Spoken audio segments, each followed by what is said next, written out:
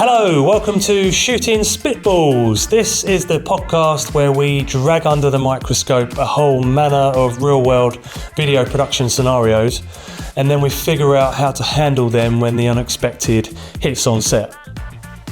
My name's Martin from Shot and Strung Films, and after years of shooting in all kinds of tricky situations, I'm here to pass on what I've learnt to new emerging video shooters that are looking for real, honest, practical advice that's going to help them stay sharp and adapt fast when things take a turn for the worst on set, which they often will do, believe me.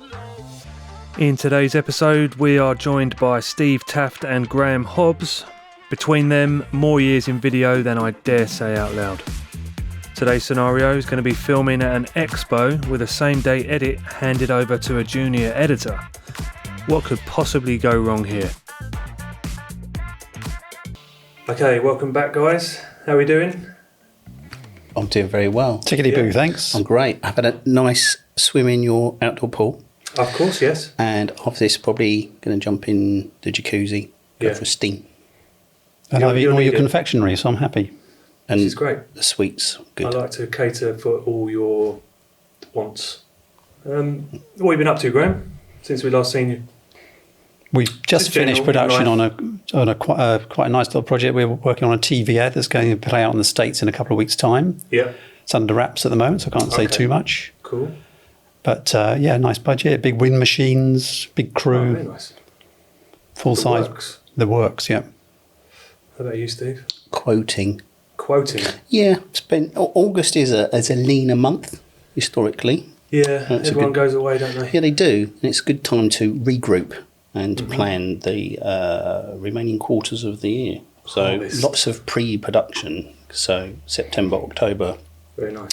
November will be relentless, as always. Mm-hmm. So it's trying to manage that and some of the deadlines now and get ahead of the game. I've just realised that anyone watching this doesn't know who you both are. So do you want to give a quick intro to the people viewing and listening at home? Who should we go to first? Graham? I'm Graham from Clockhouse Productions, a video production company that's been pushing out quality products since 1993. Is it like you needed a cigar in your mouth then? Not me, I'm passionately anti-smoking, so that will never happen. That will never happen. What sentiments there? I'm Steve Taft. I'm from the event room. I've been in the industry for over 30 years. And we continue to offer production services for corporate events, video production, and television studio and location lighting. That was better, wasn't it? Steve. That was better. Yeah, it was better. A lot better. Right, so we know why we are here. It's a good one today. I think you're going to enjoy this. So, yeah, let's have a look at today's scenario. Steve, can you do the honours, sir? What about for those people not viewing? I have to explain to them. Explain. But for those of you that are viewing, here we go. They do have the memo to look at the reference images on my website. Oh, okay. So I assume today's challenge is around getting the right colour temperature on your camera settings. Why'd you say that, Graham? Well, it looks like there's a lot of daylight and a lot of tungsten in that one. Well, he's sitting by a lamp, isn't he? Just out of shot on the left. It's his editing lamp. With that in mind, we should explain what's going on here. So, yes, both of you, individually obviously, have been tasked to shoot an event at the Excel. Mm-hmm. It's an expo, a global summit of design and innovation. Say with that what you will. Yeah? And you have been brought in by a production company and they want you to shoot a highlights reel whilst also shooting delegates there, 2-minute Fox Pops interviews, and they need to be uploaded to LinkedIn during the day, sort of every half an hour, so you're going to be very busy. And you're not going to be doing this on-site edit. You've got a junior editor there with you from the production company. So you can just be out and about, shooting a fancy B-roll. shooting your interviews at all designated times, and dishing that off to the editor. So we're at the Excel. Is that you, Steve? Are you I grumbling? just might explode anytime soon. God. It's the tea. Do excuse me. What's wrong with the tea? Don't know. Good now, I think. No, still. So let's get technical. Let's. Yeah. What gear would you bring, Steve? Let's come to you first. I've done quite a lot of these jobbies, and I like them. They're fun. They're fun jobs, and I've learnt a few things about the Excel and how to tackle it, and what you need to make your day easier and better, and what you need to do to make the job the best it can be. So I remember the first time I did a solo shoot around Excel, and in my naivety, I'd almost forgotten how big it was or is. It's enormous. Yeah. It's enormous. And I was saying to Graham that I've got a van, Event Room has a van, put the equipment in the van, and even just getting all the equipment you need for the shoot from the car park to the venue, or the location within the venue. You're talking about the underground car park? The underground car park. It is no mean feat in itself. Before you've even started shooting, you've turned up and you're like, oh, so where are we? We're in this area. And you think, oh, okay, that's like what feels like half a mile down the other end. Uh-huh. So I learned quickly that I'm not very good at being a camel. It's not my strongest point. So the event room is invested in Adicam film cart. Adicam film cart. Adicam film cart, which has been an absolute saviour for jobs like this. So we can turn up, can unload the van, build the trolley, really easy, packs in itself, just normal film cart. Everyone knows. Or some people know about this. People new to the industry or not. Mm-hmm. And we can stick everything on in one go, push it out and get there really easily. Yeah. And then whilst we're there all day, we can move around quickly and easily as well with everything we need. So if we need to change batteries out or some more kit, change lenses, any of those things, we are completely self-sufficient. We've got ourselves on a trolley. Yeah. And that makes for lighter work. Mm-hmm. So that's my first bit of advice for tackling a job like that. It's all level ground. You can use a lift. There's no obstructions with that, and it's safe to move around. And so that's an absolute win. I've been doing these jobs with 2 cameras. We spoke about that earlier. Yeah. Been putting a FX30 on a gimbal. 6 with a 70-200 and tripod, and some other supporting things like boom mics and 1x1 panels for bashing for little interviews and things like that. We discussed earlier how poor the available light is in Excel. Doesn't make for lovely glossy images. So having the 2 cameras is easy. If you want to do some work off the gimbal, it's built, it's balanced, it's ready. Pick it up off the trolley, go. Same with the FX6. It's built, it's ready, it's rigged. Just spread the tripod, click it in, go. Saying to Graham earlier as well about maybe having some more options as far as cameras concerned on the job like that. I think a lot of the clients' expectations now have changed. Those things have to be really dynamic. So involving things like time lapses of builds or footfall, those kind of things are important to give a bit of pace to it. Hyperlapses, so smaller cameras for those kind of things, whether you're just going to find a place to stick a GoPro, use Insta360s for sort of walk through options and things like that, or faux fly-throughs, that kind of thing, to give the impression that look at how big this is, whoa, you know. They work really well. Yeah, so it's having a complete arsenal of things to cover that whole project, and having the cart, you can just literally bag all that up, stick it in.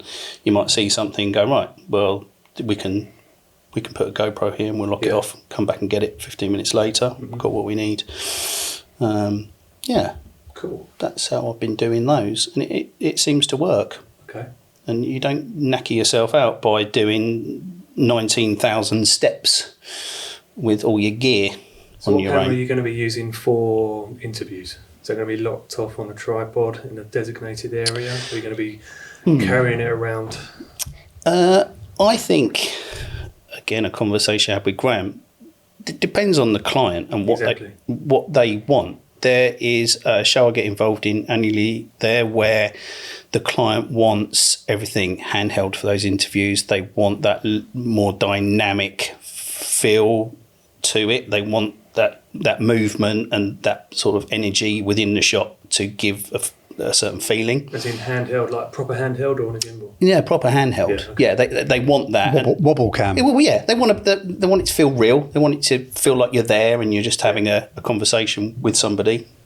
And there's another client that I do a project at XL for who much rather's a more considered approach. Yeah. So they would prefer those interviews to be on a tripod from the FX6. Yeah.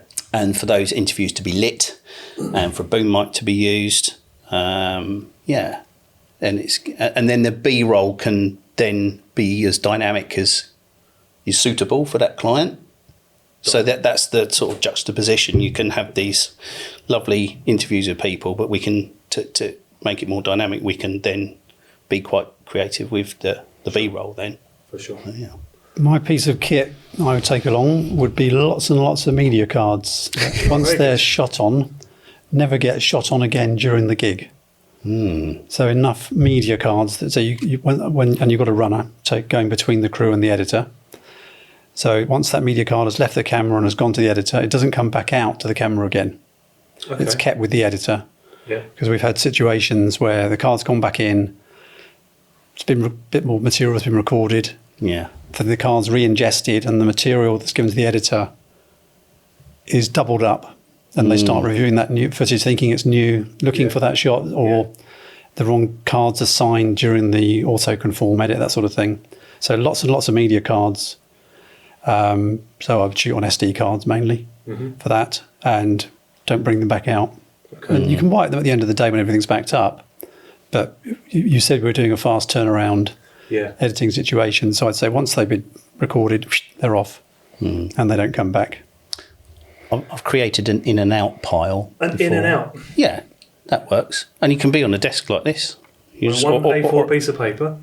Yeah, in cards, out cards. If you're limited for space in that respect and you have to revert back to that, it's a nice little... So you only pick up what's in the out pile. And that somebody's formatted it.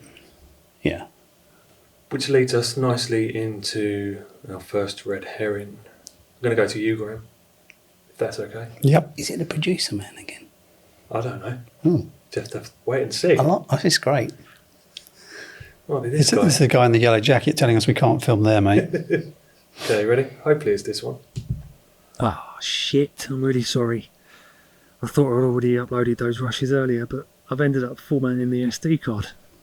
Honestly, I've just been so stressed and it's overloaded me today. Ah, stupid bloody mistake. Sorry, this is bad timing for you.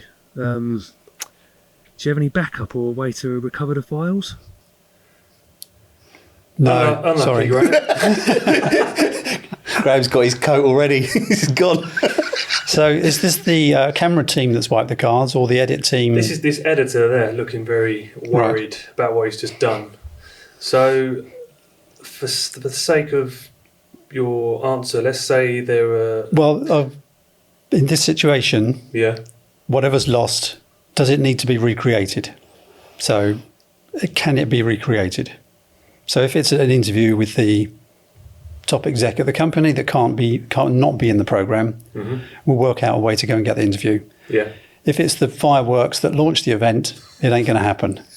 But you could go back and maybe grab a few stills from people that have been around the event and create some kind of splash slide within the edit to cover you.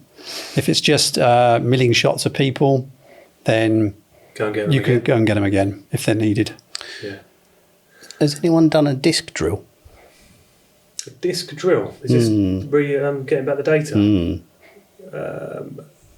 It's bad if you have, by the way. Is this a piece of software? Yeah, kind of. Yeah, recovery software. It does exist and can take a very long time. Yeah. and may not won't make the edit then. be successful, but No. in this instance won't make the edit. Yeah. So our primary objective is to turn this thing around on site, and that happens. Then, yeah, like Graham said, get going, try and do as much as you can. But I have had someone's come to me with a disc before. It wasn't me or my problem. They've sort of gone, help, do you know about this? And I went, oh, we can try this. And it was successful. Yeah. We have had media that's gone back to Sony to be worked on by their tech team, Yeah. presumably back in Japan. So it's been shipped out from Europe. And then 3 weeks later it came back. Yeah. And they couldn't fix it. Yeah. And so we went online and found a hacker somewhere, probably in deepest, darkest dark web, who sorted it, managed to find the files and got them back off a card. Lovely. But that process, the whole thing, took about 6 weeks. Wow. Yeah. And Sony failed to their usual high standards on that one. Yeah. They weren't corrupt enough. I've done it once in my career, just the once, and never got those files back. So success rate of 0, but only just the once. Well, you only, yeah. Like you say in the previous episode. But it's a problem that's not once. it's not restricted to modern media. I mean, back in the olden days when we had videotapes, In the 1900s. In the 1900s. we were shooting in the States. We went offshore into what was then called the Gulf of Mexico, filming some offshore platforms. Got it back to the shore, played it back in the camera, and the picture was fuzzy as anything. Couldn't see the thing. Opened up the camera, and it was filled with red oxide where it had all fallen off the tape. Yeah. So we had to. We could only assume that our entire batch of tapes was dodgy, and it turned out it was. So we got the camera cleaned at the local service centre, new box of tapes, and we carried on checking, obviously. But those initial 2 or 3 reels we'd shot had to go to Sony, and they did do a good job in this instance, where they basically restriped the tapes with a new time code track on the side, and they would play back after that. But it was a dodgy batch of tapes made by, I don't think they were Sony, or they might have been Mac, I'm not sure. And all the oxide was falling off. I only ever used Sony stock in tape world back in the 1900s. Yeah, I wouldn't touch anything else. Yeah. Okay. But I've had a lot similar things working in those kind of environments with tape-based formats, with humidity. It's always, even now with the kit we're running at the moment, you have to being clever about trying to acclimatise your kit before you use it. For instance, if you've had it in your hotel room and you've had the air conditioning on all night and it's lovely in there, and then you've had things out and you're packing boxes and everything's at ambient temperature, and you've put the lid on your pelly and you've gone out and then you've opened up your pelly and it's like 40 degrees. Where are you to buy? Yeah, pretty much, yeah. And then you say, oh God, everything goes slimy and this film of dampness upon everything, and you just know it's not good. So for a lot of the time, I'd try and wake up a bit earlier, and I would leave if you're lucky enough to have a balcony. Sometimes you're not, but I'd cook things on the balcony first.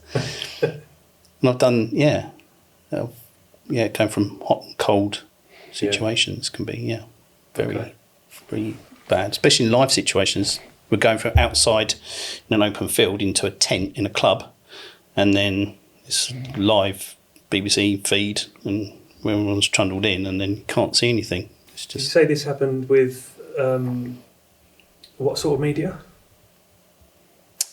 It's the kit. It's the kit. It's not the media itself. Oh, I thought you were talking about the media as well. Well, that can be the case. Yeah, if I've had again a very long time ago that we've had beta decks come off the back of a truck that's been overnighted or something. It's been in a lay-by because the driver's on hours or whatever. And it's all cold, and then you've literally pulled it out of the box, stuck it in a 19-inch rack in a stack of other kit in the studio, and put a tape in.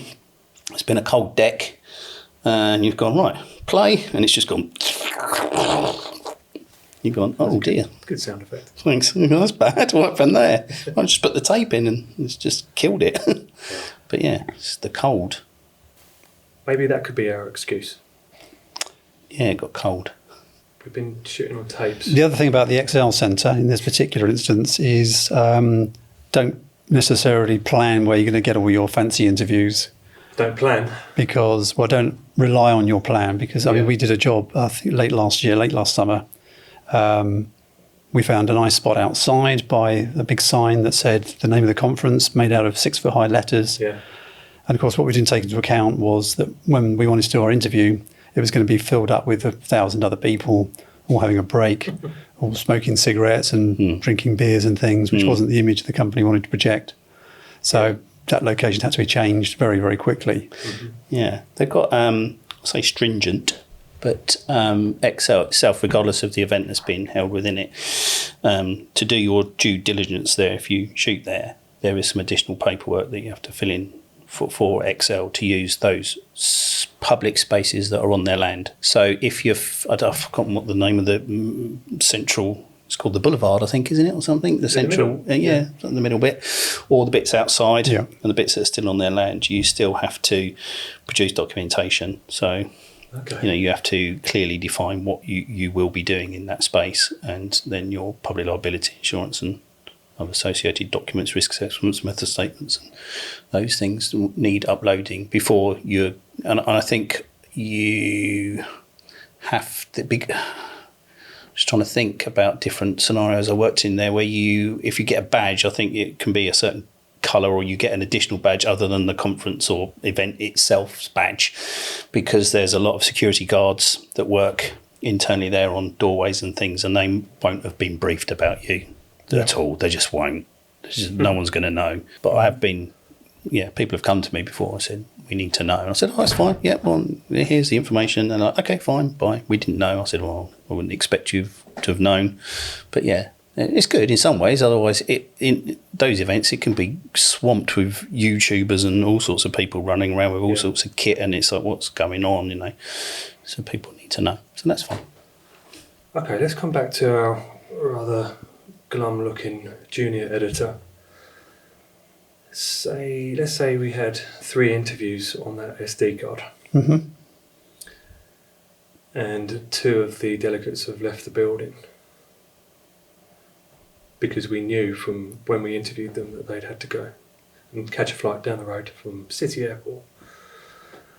How do we explain this to the producer who's also on site?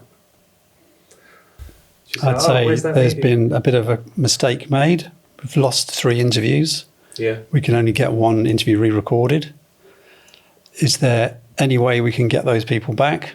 The answer is probably no. They're on their planes home out of City Airport next door or whatever. Or if they're essential that they're on, can we do a telephone interview? Some kind of backup idea. But remember, we are talking about a scenario where you're doing fast turnaround edits. So there's been a technical problem. Unfortunately, these things do occasionally happen. You just have to be upfront. There's no point covering it up. You wouldn't say... there's been a technical problem. Yeah. Unfortunately, out of our control. And then hope they don't sort of deep dive into that even more. Which they will. Yeah. Well, it's a tricky one, this. If the question is asked to you, tell me how that happened. Yeah.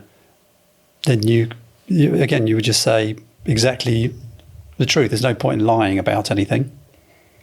But at all times, you're working to a creative solution to the problem. Yeah. You don't dwell on the problem. You get moving with a solution to it. So you can work out the technicalities of how it all went wrong later. Yeah. But for now, we've got that edit to get on LinkedIn. It's very important. So what can we do? Yeah. Even if it's a piece from another person on the team saying, I was talking to that person earlier and they said blah, blah, blah. So we get a quote from them, even if it's done through a third party. That's good. I like that. If it, Yeah. That's really good. Yeah. And if you've got any B-roll of that person from another bit of the clip, then you show that over that picture or whatever.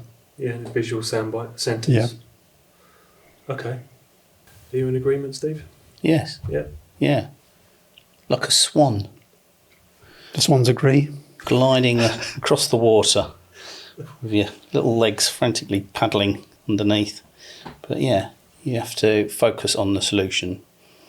That is, the show must go on. The Agreeing Swan. Yeah. Is that a pub? Could it be a pub name? Maybe. We did a job, we weren't running it, but we were part of the team at Euro Disney. Yeah.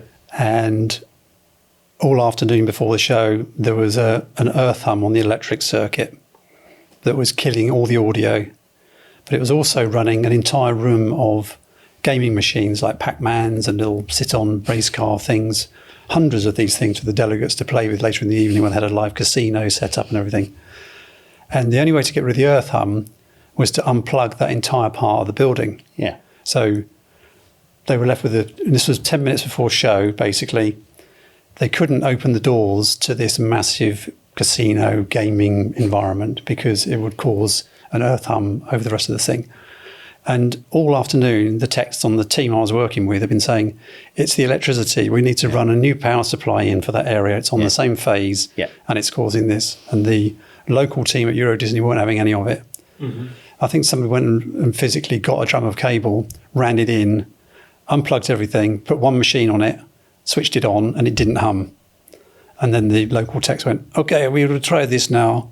And they did, and it worked perfectly. And then the doors opened and the delegates came in, and they were head in their hands. What can we do? This is a terrible technical disaster. And somebody said, nobody knows it's there. It doesn't matter to their enjoyment of the evening, really, because if they're not expecting a games room and it's not there, they'll just have a nice evening anyway. Yeah. The fact that it operated as it was anyway was just icing on the cake. So if they would have literally closed that door and left it there all evening. Yeah. You run with, the outcomes of tech things and make it the best you can. Would you double slot record, knowing that this mishap has taken place? Yeah, you can always do that with any job. If the media is readily or freely available to you, why would you not do that? But it's about managing it, isn't it? And I think try and remind some of the clients I work with that it's a bit like it's real estate. It's a bit like buying land. It's like buying media. I think there's this preconceived idea by some people that are associated with the industry that you can just, can you just do this on 4K, or can you just shoot this, or can you do this? Can you just do these things? And the answer is, of course, always yes, extremely accommodating. But it's understanding what that means from a digital real estate point of view. Yeah. Whether you have to physically buy that space, so that's on a card or solid state drive of some description, or whether you are renting that digital space from a cloud system somewhere, it has a digital footprint, and that comes it does come at a cost, which surprises some people. I don't know why, but that costs money. That's for this podcast. Yeah. Yeah, absolutely. Yeah, it does, doesn't it? 'Cause you're like, look at all this stuff. It's got to have a home, whether it's a physical home or it's an up there home, which is actually still just a down there home, somewhere. But yeah, and that comes at a cost. If you've got the budget and you've got a system that works for the additional crew, if you're just, if you're not shooting on your own, that there's a system that you're all comfortable with for the day, that this is how we're going to do it, and the budget allows, and you've got hundreds of cards sitting in little plastic boxes. Yeah, stick them in and go for it. Great idea. Nice. Yeah. Okay, with that, I'm going to give you your red herring, Steve. Are you ready? Yeah. Is it this one? Honest to God, mate, I'm swamped. This laptop's dragging, and I can't keep up importing and editing all these 5-minute interviews, if they're going to go out every half an hour and so on LinkedIn. Plus I've got to do the highlights promo as well. There's just no way I can handle all this with this slow laptop. So they've got a slow laptop. Sounds like they have. You've been shooting in 4K because that's what they wanted. 8-bit or 10-bit? 8-bit. Yeah. What would a workaround be here?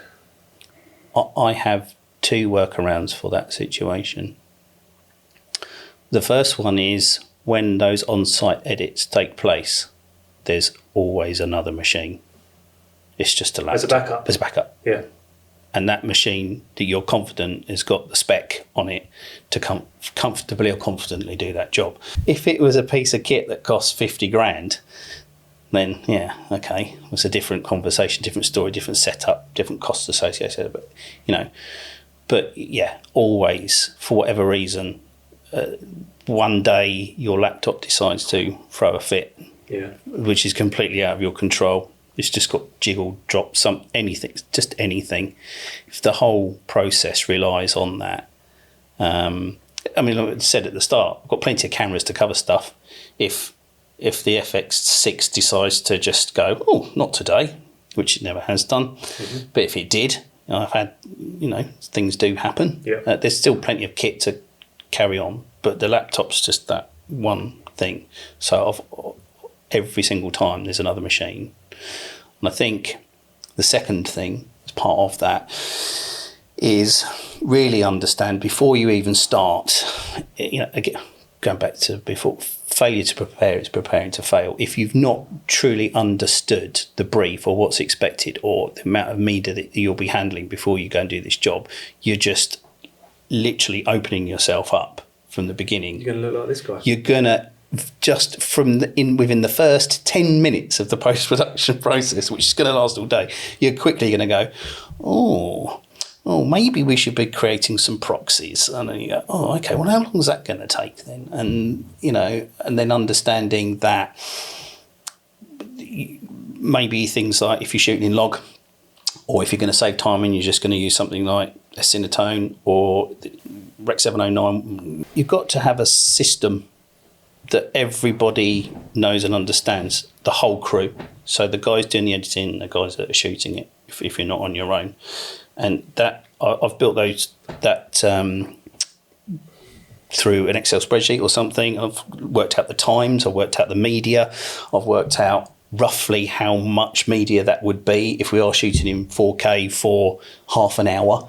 What you should be able to quite easily to work out, well, actually, this is going to be this much in data.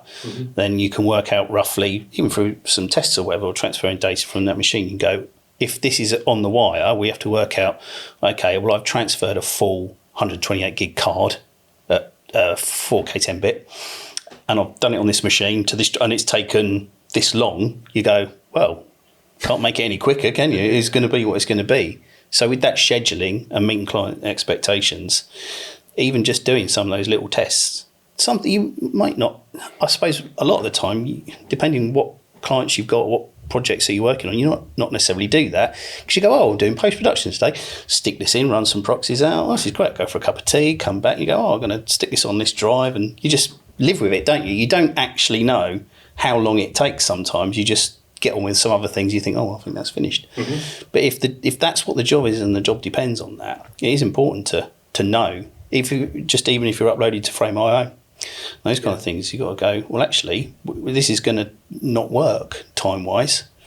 Does it need to be 4K? Yeah, I would have argued very strongly with the client on base, say, why is this being 4K? It's not going any bigger than that on a LinkedIn screen. Yeah, and if I can go down to 8-bit, and if you're not having to do, if you're not in log as well, it's just easier, quicker. So that's... And also brief the camera team, don't shoot everything that moves. Yeah. We need 6 shots of the delegates arriving. We need 2 shots of the main person on stage. Yeah. La-di-da-di-da. So what would your workaround be there on site in that moment? Obviously, you've gone through the prep work. Sort of. So my workaround has always been, I have that other machine. There's always a plan B to everything. That is my definitive workaround. There's a possibility that. Okay. Yeah, and it's such a critical part of the production process, and you can't allow that part of the process to hinder all the work everyone's putting in the front end of the process. Yeah. Just for it to be, choked at that point. You've got to foresee that and manage that, and definitely, without even thinking about leaving to do the job, have something up your sleeve for that. Because I have seen that before, where you've walked in and you go, what's happening? Oh, just waiting for the wheel to finish spinning. You're like, okay, we've got to get this out. And it's, I mean, on a lot of live events, as you're well aware, you'll have a show machine, a backup machine, and some you might even have 2 projectors. So you've got your barcode installed in the thing and another one in reserve just in case that one goes, depending on the scale and the importance of the event. Because if a projector goes down, what do you do? Yeah. So it's a similar situation. You've built in some redundancy. I don't think you'd actually get to that situation unless you had a complete equipment failure, where your editor's there with an underpowered laptop, because they've had the brief in advance. You've scoped out what the edit's going to be, and it shouldn't occur in the first place. Maybe they've rented their super laptop to someone else, and they've thought they might get by on their 10-year-old MacBook Pro, but without telling anyone. And now they're paying for it. So what I would do as a cameraman, or even talk to the producer from hell on site. They're not a producer. Just to shoot everything from that point on in a less. I'd either say the FX30, you can record proxy files to another card, and then they can possibly work from those proxy files and probably still upload them to LinkedIn, because they're not horrible, especially when but you can choose, can't you? You can choose it to be 720p or 1080. So there's that as a workaround, or like you say, shoot at least the interviews in HD and carry on your B-roll in 4K, because that's not imminent. That doesn't have to be uploaded until the end of the day. So maybe that would speed up the machine. Yeah, I think if you end up going out in HD, if you have got some B-roll in 4K, there's some creative bonuses to that as far as framing and transition and things that you can do that could, Or just talk them out of it and just shoot everything in HD. Like Graham said, you've got to be realistic about speed. If LinkedIn is your final resting place, then you have to educate people appropriately to let them understand that what you're asking won't benefit you at all, even at your... Yeah, I mean, the highlights reel will only have a shelf life of a year, because the next one will be done next year. So unless you're shooting 4K for your show reel or whatever, but not really, it's not urgent that it has to be 4K, no? Yeah, talk the client out of 4K in the first place. Yeah, the nicest way. Don't let the problem start. Yeah. Just say it's HD 10-bit. It's the same. And then just say, we can always upscale. It's fine. Which you can. Okay. I've got two different types of clients. I think I've got clients that really know what they want, and they know the language, and they know what they're going to get, because they've been very specific about those things. And then there's other clients who don't really know and don't understand and may make those comments. So you can adjust yourself accordingly to the client and their knowledge base of the industry. And in some instances, you can work with them and help them understand a little bit more about it, so they're more comfortable with the final decision that's made. Great advice. Okay, guys. Any more red herrings? No, that's 2 an episode, unfortunately. So that's all you get, unless you come back, Graham. Okay. Yeah, that was a little mini deep dive. Happy with that. Some good advice there from both of you. One thing I'd probably just add, a little tip. If you are, like we mentioned earlier, you're going to go in with your risk assessment and all that paperwork cleared in advance. Keep copies with all the members of the team. Okay. And whenever you're in any public areas, you always have to be cognizant of the issues that you're going to cause to delegates. You shouldn't be noticed in those kind of things, so that if you are challenged by anybody, you can respond appropriately and, like you say, move on and get the job done, because you do not want to be held up by somebody in a yellow tabard stopping you from doing your urgent deadline video editing, because it doesn't matter to them. Okay, gents, before you go, where can we find you both? Let's start with you, Steve. You can find me at the-event-room.co.uk and on socials, mostly on Instagram. What's your Instagram handle? Don't put me on the spot. Got that. I can't remember. And you, Graham? You can find us at clockhouse.co.uk. We're also on LinkedIn and a few other bits and pieces, but LinkedIn's the main social channel we use. Very good. Okay, guys, are we going to come back again for a future episode? What do you reckon? Love to. The catering is sublime. The food is great. The drinks are great. The outdoor pool's fantastic. The outdoor pool's I'd recommend it to anyone. And the gifts you showered us with last time, The merch drop was off the chart. Yes. Yeah, but yeah, if you'd have me back, I'll be better next time. I think, Martin, be more comfortable for this public appearance. Likewise. Yeah. Right, let's leave it at that, gents. thanks very much. We'll see you guys Pleasure. soon. Thank you very much. Thank you. Oh, the thumbs up. Never mind. If you enjoyed this episode, don't forget to like, follow, subscribe, and most importantly, please share it with others, whichever platform you're watching or listening on. If you've got any thoughts, questions, ideas for future episodes, then drop me a comment below or email me at martin@shotandstrungfilms.com. That's a wrap for this episode of Shooting Spitballs. Next week, we'll be diving into what it's really like taking your first job overseas and all the potential pitfalls that come with it. We'll see you next time.